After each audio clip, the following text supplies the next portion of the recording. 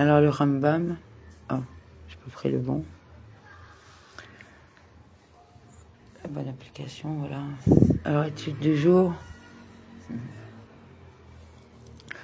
Alors c'est faire Mitzvot. Alors 12 Elul 5785. Alors commandement positif numéro 71, il s'agit du commandement qui nous a été ordonné selon lequel tout homme ayant commis des fautes déterminées doit apporter une offrande délictive et lui sera pardonné. C'est ce qu'on appelle une offrande délictive inconditionnelle. Voici les fautes pour lesquelles ce sacrifice doit être offert. Profiter d'une chose consacrée, le vol, les relations charnelles avec un esclave, Aroufa, et le faux serment relatif au dépôt.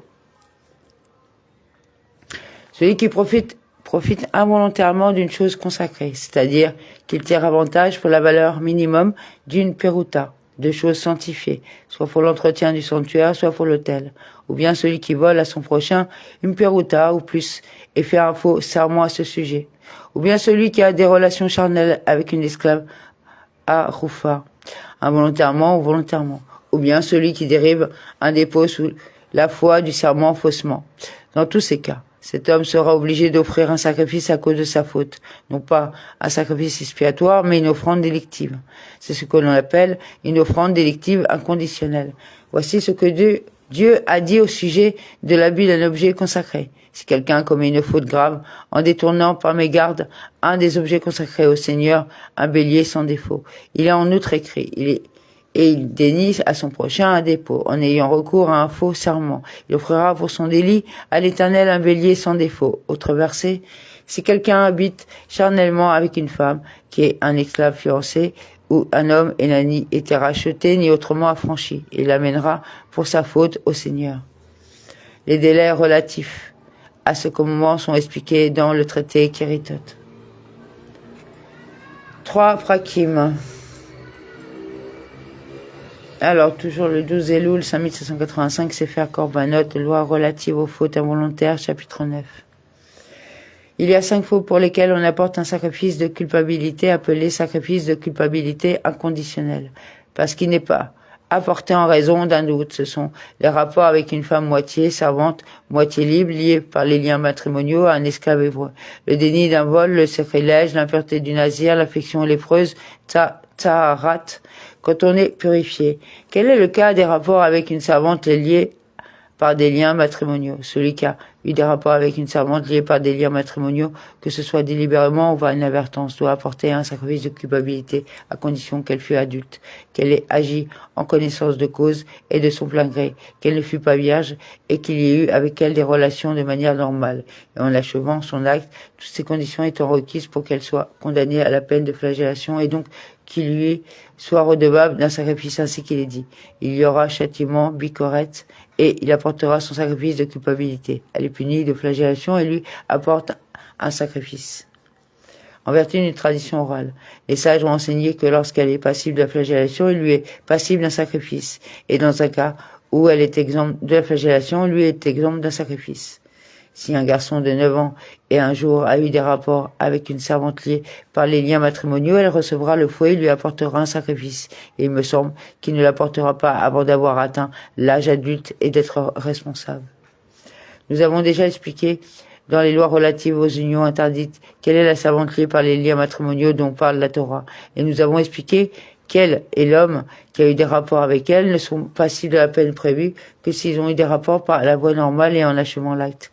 C'est pourquoi si 2 témoins disent à un homme « tu as eu des rapports avec une servante liée par des liens matrimoniaux » et que lui répond « je n'ai pas eu de rapport », il est cru et il ne l'est.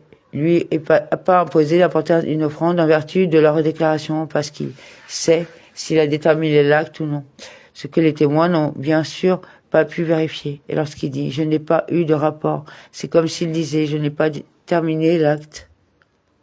Celui qui a eu plusieurs rapports avec une servante liée par les liens matrimoniaux n'est passible que d'un seul sacrifice de culpabilité. Comment cela? Celui qui a eu délibérément plusieurs relations avec une servante ou qui a eu des rapports avec elle par inadvertance et après conscience de sa faute, et a de nouveau eu des rapports avec elle par inadvertance et après conscience de sa faute, même s'il a eu des rapports avec elle 100 fois au cours de 100 moments d'oubli différents. Il offrira un seul sacrifice de culpabilité et obtiendra l'expiation pour toutes les relations qu'il a eues avec elle. Celle qu'il a eue délibérément et celle qu'il a eue par inadvertance. De quel cas parle-t-on? Du cas où il n'y a qu'une seule servante appliquée. En revanche, celui qui a eu des rapports avec plusieurs servantes, fût-ce au cours d'une seule et même absence d'esprit, est redevable d'une offrande de culpabilité pour chaque servante avec laquelle il y a eu des rapports. S'il y a eu des rapports avec une servante liée par les liens matrimoniaux et a désigné son sacrifice de culpabilité et qu'il a eu de nouveau des rapports avec elle après avoir désigné son sacrifice de culpabilité, il est passible d'un sacrifice de culpabilité pour chaque relation séparément. Car le fait de désigner son sacrifice fait séparation entre les fautes commises. C'est donc comme s'il avait offert son premier sacrifice avant d'avoir la seconde relation. Et de même, s'il a eu, au cours d'une seule et même absence d'esprit, 5 relations avec une seule servante, qu'il a prise conscience de l'une de ses relations et a désigné son sacrifice de culpabilité, et qu'il a ensuite pris conscience de la seconde relation et désignera un autre sacrifice de culpabilité, bien que toutes ces relations se soient produites au cours d'une seule et même absence d'esprit, étant donné qu'il n'y a pris conscience de la seconde qu'après avoir désigné son sacrifice de culpabilité pour la première. C'est comme s'il avait eu la seconde relation après avoir désigné son sacrifice de culpabilité, car la loi est la même tant pour celui qui agit par inadvertance que pour celui qui agit délibérément concernant le cas de la servante.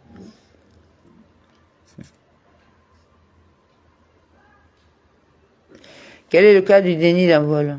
Quiconque a eu en sa possession de l'argent ou quelque chose qui appartient à notre juif à partir de la valeur d'une peruta au-delà qu'il est obtenu par un vol commis surrepticement ou ouvertement, ou bien que l'autre ait déposé son bien ou son argent chez lui, ou lui ait consenti un prêt, ou encore que ce soit de l'argent ou une autre chose qui leur appartenait en commun, ou de l'argent ou une chose qui doit lui rendre pour une autre raison, s'il nie son obligation et prête un serment mensonger, que ce soit délibérément ou par inadvertance. Il devra apporter un sacrifice de culpabilité pour sa faute. C'est ce qu'on appelle le sacrifice de culpabilité pour le vol. La Torah dit expressément qu'il n'est fait expiation par ce sacrifice à l'intéressé que s'il restitue l'argent qu'il détient à son propriétaire. En revanche, le 5e qui est tenu de payer en plus n'empêche pas l'expiation. Nous avons déjà expliqué dans les lois relatives au serment quand est-ce que l'on est coupable au regard de ce serment pour lequel ce sacrifice de culpabilité doit être offert. Et quand est-ce que l'on est exempt, dans quelles conditions on est passible de plusieurs sacrifices de culpabilité suivant le nombre de serments comptés, et dans quelles conditions on n'est passible que d'un seul sacrifice de culpabilité. Pour le sacrilège, quel est le cas? Quiconque a tiré profit par inadvertance de la valeur d'une peruta de choses sacrées devra restituer ce dont il a tiré profit en ajoutant un 5e et offrir un sacrifice de culpabilité, et il lui sera fait expiation. Nous avons déjà expliqué dans les lois relatives au sacrilège que le sacrifice et le remboursement de la somme de base sont indispensables à l'expiation, alors que le paiement du 5e en su ne l'est pas. Celui qui a mangé quelque chose dont l'utilisation à des fins personnelles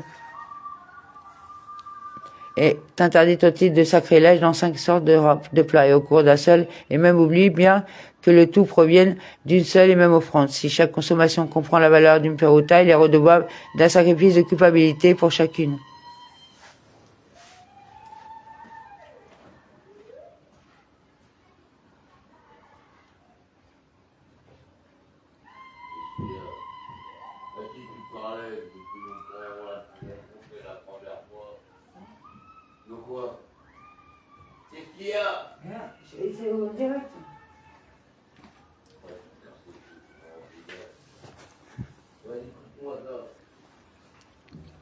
Celui qui a mangé quelque chose dont l'utilisation à des fins personnelles est interdite au titre de sacrilège, dans 5 sortes de plats et au cours d'un seul et même oubli, bien que le tout provienne d'une seule et même offrande. Si chaque consommation comprend la valeur d'une peruta, il est redevable d'un sacrifice de culpabilité pour chacune. Car des plats différents font séparation au regard du sacrilège et sont considérés comme plusieurs sortes d'interdits, bien que ce ne soit pas le cas en ce qui concerne l'obligation d'apporter un expiatoire en cas de transgression par inadvertance d'un interdit passible de la peine de retranchement. En effet, il y a des caractéristiques rigoureuses propres au sacrilège, puisque dans le cas du sacrilège seulement, la Torah a considéré celui qui fait profiter quelqu'un d'autre d'une chose sacrée comme celui qui tire profit.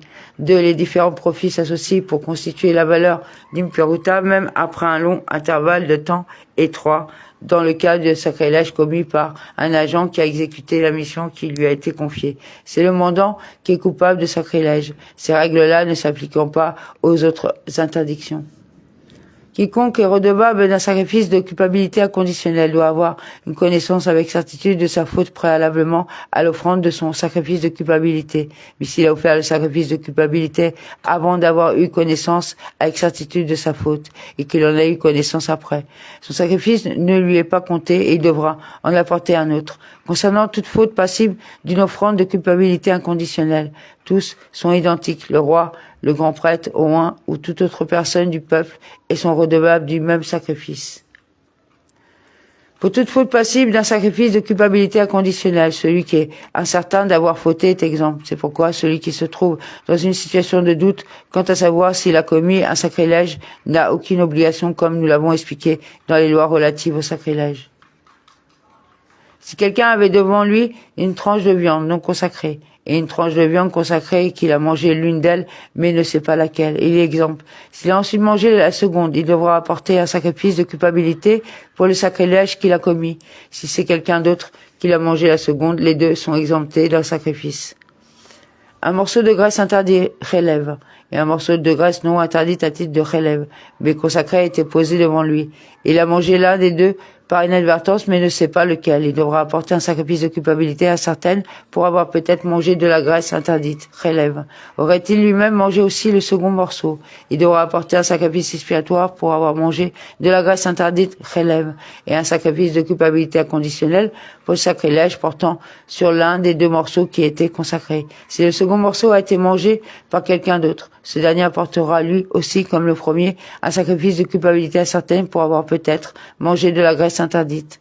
Un morceau de graisse interdite et un morceau de graisse interdit consacré se trouvaient devant lui, et il a mangé l'un d'eux. En pareil cas, il devra apporter un sacrifice expiatoire. Aurait-il mangé le second après avoir pris conscience du premier, il devra apporter deux sacrifices expiatoires pour les deux morceaux de graisse interdite, relève, et un sacrifice de culpabilité inconditionnelle pour le sacrifice qu'il a commis.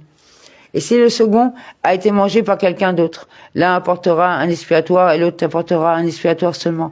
Nous avons déjà expliqué dans les lois relatives aux aliments interdits pour quelles raisons l'interdit relatif aux biens consacrés s'ajoute à l'interdit relatif à la graisse interdite relève. Et il en va de même pour tout cas similaire en ce qui concerne ces interdictions. Sefer Korbanot, loi relative aux fautes involontaires, chapitre 10. 6. Ont le devoir d'offrir une offrande variable, olé, veyored. Ce sont 1. Metzora, 2. La femme accouchée, 3. Celui qui a délibérément ou par inadvertance juré mensongèrement ne détenir aucune information utile sur une affaire dans laquelle il était appelé à apporter un témoignage. 4. Celui qui s'est perjuré par inadvertance en prêtant un serment sur une déclaration pour un mensonge. 5. Une personne impure qui a mangé par inadvertance de la nourriture sacrificielle. Et 6. Une personne impure qui est entrée par inadvertance dans le temple. Voici le sacrifice de la femme accouchée. Si elle est riche, elle apporte un agneau dans sa première année comme holocauste et un jeune pigeon ou une tourterelle comme expiatoire. Et si elle n'a pas les moyens, elle apporte un sacrifice de moindre valeur qui consiste en 2 tourterelles ou 2 jeunes pigeons, l'un comme holocauste et l'autre comme expiatoire. Même si elle a les moyens d'apporter un agneau, mais non d'apporter les libations qui l'accompagnent, elle apportera l'offrande d'un pauvre. Le Metzora apporte 3 animaux. Au terme de sa purification, 2 agneaux, l'un en holocauste et l'autre en offrande de culpabilité, une brebis. En expiatoire, s'il n'a pas les moyens, il apporte 2 tourterelles ou 2 jeunes pigeons, l'un en holocauste et l'autre en expiatoire et un agneau en offrande de culpabilité. Pour un serment mensonger par lequel il a nié détenir la moindre information sur une affaire dans laquelle il était appelé à apporter un témoignage pour s'être perjuré par inadvertance en prêtant un serment sur une déclaration pour un mensonge. pour avoir, par inadvertance, souillé le temple ou ses saintetés, le contrevenant doit apporter une brebis ou une chèvre, comme toute autre offrande expiatoire fixe. Et s'il n'en a pas les moyens, il apporte 2 tourterelles ou 2 jeunes pigeons, l'un en holocauste et l'autre en expiatoire. Et s'il n'a pas les moyens pour offrir des oiseaux, il apporte 1/10 d'épha de fines fleurs de farine. C'est ce qu'on appelle l'oblation du pécheur, et son rituel a déjà été exposé dans les lois relatives au rituel des sacrifices. Tous ces sacrifices sont expressément mentionnés dans la Torah. Il est expressément dit qu'il a l'obligation de les apporter, à l'exception du cas de la personne impure qui est entrée dans le temple par inadvertance ou a mangé de la nourriture sacrificielle par inadvertance. En effet, voici ce qu'il est écrit. Si quelqu'un faute en ce cas juré par la voix d'un serment, quoique témoin, etc. Ou si quelqu'un touche quelque objet impur, etc. Ou si quelqu'un jure en s'exprimant par les lèvres, etc. Quand il sera coupable de l'un de ses actes, etc.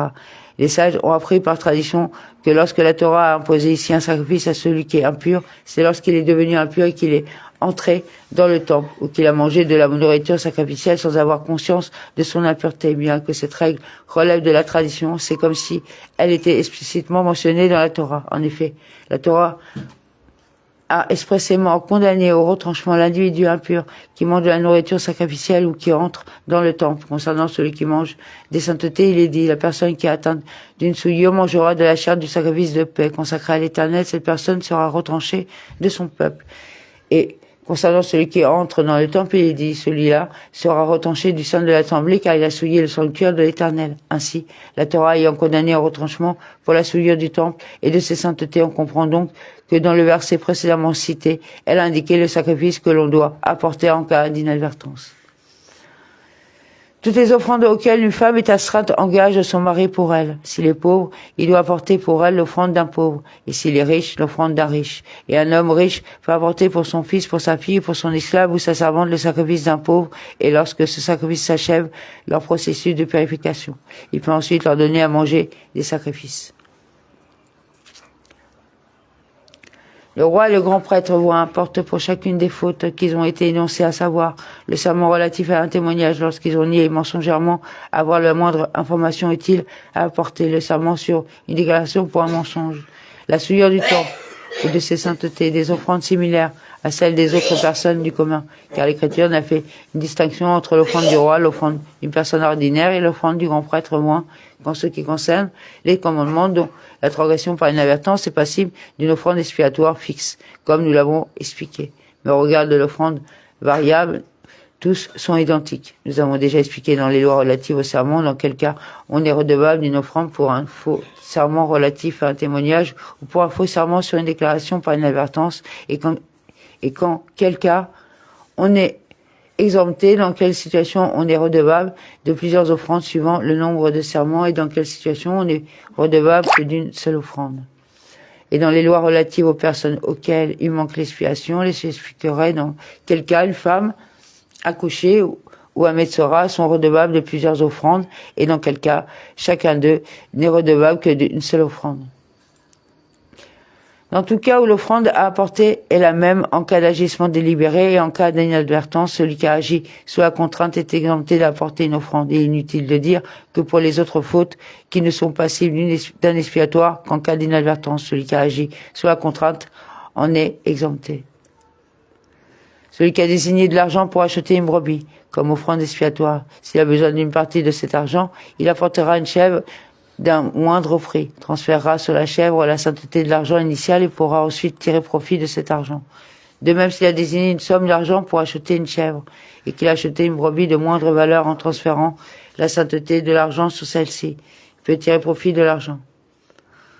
S'il a désigné de l'argent pour acheter un animal et qu'il s'est appauvri, il achètera 2 tourterelles ou 2 jeunes pigeons et transférera dessus la sainteté de l'argent initial. Après quoi, il pourra en tirer profit. S'il a désigné une somme d'argent pour acheter des jeunes pigeons ou des tourterelles et qui s'est appauvri, il apportera 1/10 d'épha de fines fleurs de farine et transférera dessus la sainteté de l'argent et il pourra ensuite en tirer profit. De même, s'il était pauvre et a désigné une somme d'argent pour acheter 1/10 d'épha de fines fleurs de farine et qui s'est enrichi, il ajoutera à cette somme et apportera des oiseaux. S'il a désigné de l'argent pour acheter des oiseaux et qui s'est enrichi, il ajoutera à cette somme et apportera une brebis ou une chèvre.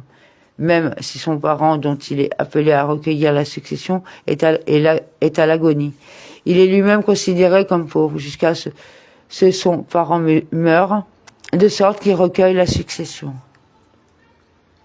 Si un riche a désigné une brebis ou une chèvre, qu'elle a présenté un défaut physique et que lui s'est appauvri, il peut, s'il souhaite, utiliser l'argent de la vente de celle-ci pour apporter des oiseaux.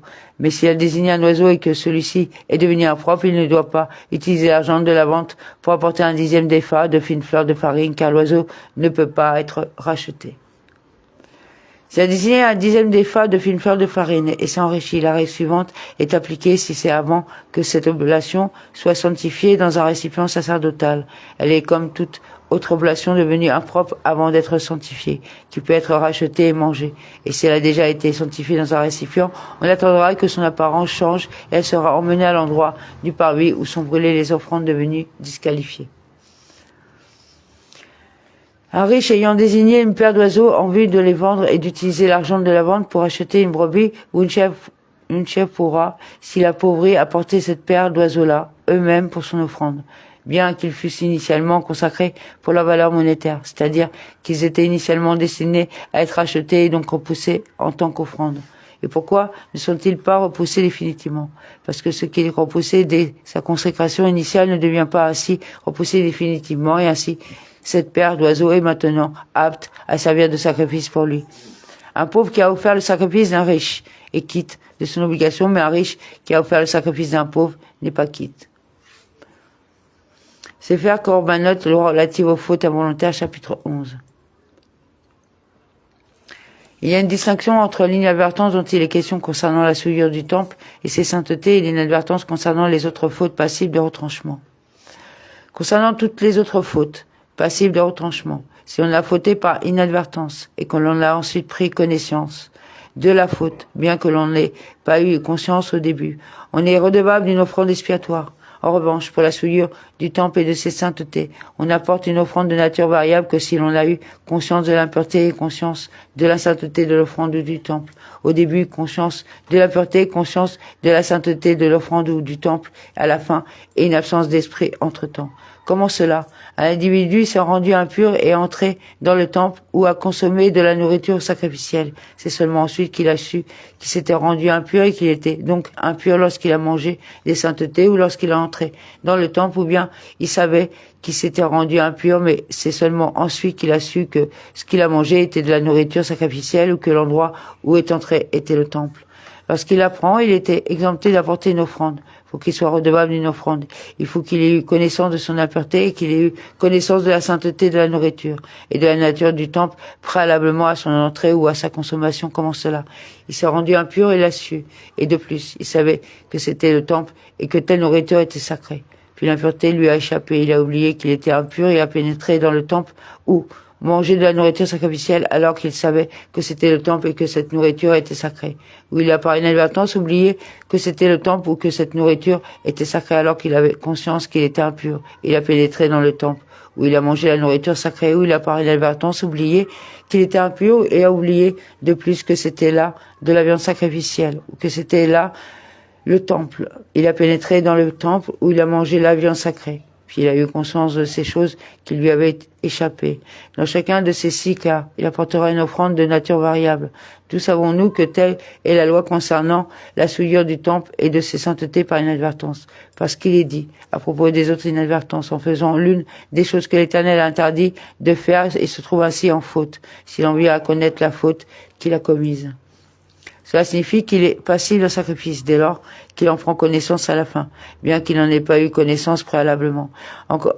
Et concernant la souillure du temple et de ses saintetés, il est dit, cela lui a été échappé, il a su et en est en faute. Étant donné qu'il est dit, cela lui a échappé, c'est donc ce qu'il savait avant, et il est dit, il a su et est en faute. Tu apprends donc qu'il faut une conscience au début, une conscience à la fin, et un moment d'absence de conscience entre-temps.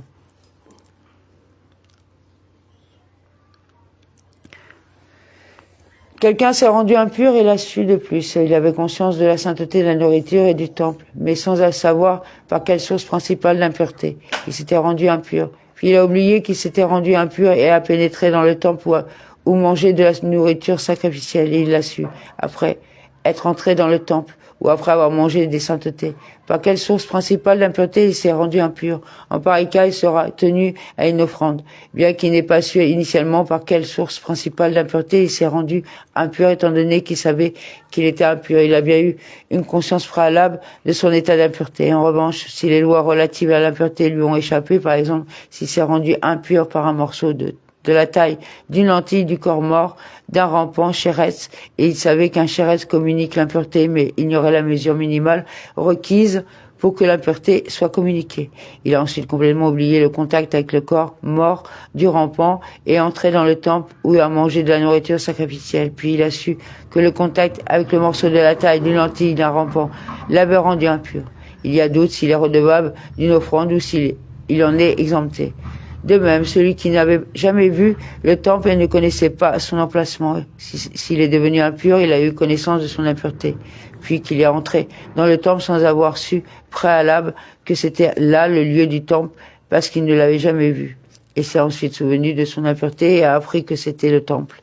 Il y a doute si le simple fait d'avoir su préalablement l'existence du temple dans le monde est considéré comme un état de conscience préalable à la faute. Il est passible d'un sacrifice ou s'il faut pour cela qu'il en ait préalablement su l'emplacement. Il me semble que cela, dont il n'est pas certain qu'il soit tenu à une offrande expiatoire, ne doivent pas apporter une telle offrande, de crainte qu'il n'apporte quelque chose de profane dans le parvis du temple. Et si tu demandes, n'est-ce pas qu'un oiseau expiatoire peut être offert en cas de doute et qui n'est pas mangé?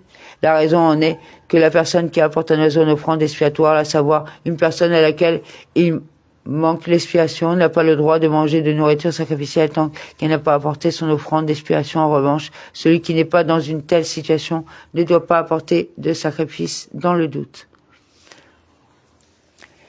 Celui qui est devenu impur à l'intérieur du parvis du temple et s'y est attardé. Il faut qu'il ait eu connaissance au préalable de son impureté et de la sainteté du temple, pour qu'il soit redevable d'une offrande. Ainsi, si par la suite son impureté lui a échappé alors qu'il était conscient de se trouver au temple, ou s'il a oublié qu'il se trouvait au temple alors qu'il était conscient de son impureté, ou si l'un et l'autre lui ont échappé, lorsqu'il prendra conscience de sa faute, il devra apporter une offrande de nature variable. Cela à condition qu'il se soit attardé dans le parvis un laps de temps suffisant pour être coupable, qui correspond au temps qu'il faut pour se prosterner, comme nous l'avons expliqué dans les lois relatives à l'entrée dans le temple. Concernant celui qui s'est rendu impur délibérément dans le parvis du temple, et qui en est sorti par le chemin le plus court, sans s'attarder le laps de temps nécessaire pour se prosterner, il y a doute. La question n'est pas tranchée de savoir si la mesure indiquée correspondante au temps nécessaire pour se prosterner concerne uniquement celui qui est devenu impur de manière incidentelle ou même celui qui s'est rendu impur de manière délibérée. Style background yellow, c'est pourquoi. S'il a oublié style background yellow, son impureté, et qu'il est sorti du parvis sans s'attarder, il n'apportera pas d'offrande. De même, concernant celui qui s'est rendu impur dans le parvis, s'il s'est rendu suspendu en l'air dans l'espace du parvis et s'est attardé, il y a doute quant à savoir si l'espace aérien du parvis est assimilé au parvis ou non.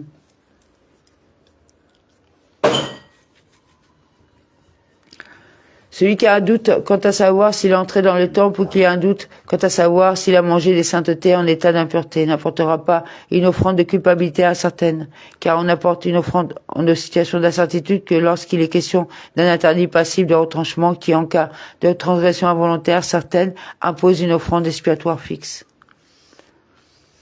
Quelqu'un se trouvait devant deux chemins, l'un impur et l'autre pur. Il a emprunté l'un et a ensuite emprunté l'autre. Au moment où il a emprunté le second, il a oublié qu'il avait emprunté le premier. Puis cette impureté lui a échappé. Il est entré dans le temple où il a consommé la nourriture sacrificielle. Quand il se rendra compte de sa transgression, il sera redevable d'un sacrifice expiatoire, bien qu'il n'ait pas eu une conscience parfaite de son état d'impureté au préalable, mais seulement une conscience partielle, puisqu'il ne se rappelait pas avoir emprunté les deux chemins. Seul le fait d'avoir emprunté les deux le rendant impur avec certitude, il est néanmoins tenu à un sacrifice expiatoire, car la conscience partielle est assimilée à une conscience parfaite. S'il a emprunté seulement l'un des deux chemins et qu'il est entré dans le temple ou a consommé de la nourriture sacrificielle, il est exempté d'apporter une offrande parce que son état d'impureté est douteux. Dans ce dernier cas, si après son entrée dans le temple, il s'est purifié par l'aspersion des eaux lustrales, le 3e et le 7e jour, et s'est immergé au mikvé, puis qu'il a emprunté le second chemin et est de nouveau entré dans le temple, il est passible d'un sacrifice car il a bien la certitude qu'il est entré dans le temple en état d'impureté, soit la première, soit la seconde fois. Et bien qu'il s'agisse à chaque fois d'une conscience incertaine, puisque l'état d'impureté de chaque des deux chemins est incertain. Concernant la souillure du temple et de ses saintetés, les sages ont conféré à la conscience incertaine le statut d'une conscience certaine, et celle-ci entraîne l'obligation d'apporter un sacrifice. Quelqu'un était impur et 2 hommes lui disent « Tu es entré dans le temple ». Et lui leur dit « Je ne suis pas entré ». Il est cru et n'apportera pas de sacrifice. En effet, s'il voulait, il pourrait expliquer son intention et dire « J'ai agi délibérément », c'est-à-dire « Je ne suis pas entré par inadvertance, mais délibérément ». Si 2 hommes lui ont dit « Tu étais impur lorsque tu es entré dans le temple devant nous », tu t'es rendu impur et tu savais que tu étais impur, bien que plusieurs jours se soient écoulés entre cet état d'impureté dont ils attestent et le moment où il est entré au temple, de sorte qu'ils avaient la possibilité de dire « Je me suis déjà immergé au mikvé ». S'il a contredit les témoins en disant « Je ne me suis jamais rendu impur », ils sont crus et il apportera un sacrifice sur la base de leur témoignage. Le raisonnement est le suivant. Si 2 témoins peuvent, par leur témoignage, entraîner pour un individu la peine de mort qui est sévère, a fortiori peuvent-ils entraîner pour lui l'obligation d'apporter un sacrifice qui est légère, puisqu'il les a contredits. Lorsqu'une souillure a été causée au temple ou à ses saintetés, si le coupable a eu connaissance de son impureté préalablement à son entrée dans du temple ou à sa consommation de nourriture sacrée, mais qu'il a oublié ensuite et n'en a pas eu connaissance après sa faute, le bouc du Kippour, dont il est fait l'aspersion du sang à l'intérieur du Hékal, et le jour même de Kippour met en suspens la punition jusqu'à ce que l'intéressé prenne conscience de sa faute. Il apportera une offrande variable, et il n'a pas eu connaissance de son état d'impureté avant la faute, mais seulement après, le bouc dont il est fait aspersion du sang à l'extérieur à Kippour et le jour même de Kippour font expiation. Et s'il n'a pas eu connaissance de son impureté, ni avant la faute, ni après. Les boucs offerts en expiatoire lors des fêtes de pèlerinage et les boucs offerts en expiatoire lors des néoménies, Rosh Chodesh, font expiation. Et lorsqu'une souillure a délibérément été causée au temple ou à ses saintetés, le taureau du grand prêtre, le jour du Kippour, fait expiation si le pécheur fait partie des Kohanim. Si c'est un Israélite ordinaire, le sang du bouc dont les aspersions sont faites à l'intérieur du Hékal. Et le jour du Kippour font expiation ainsi qu'il est dit. Et il fera expiation sur le sanctuaire pour les impuretés des enfants d'Israël. Amen.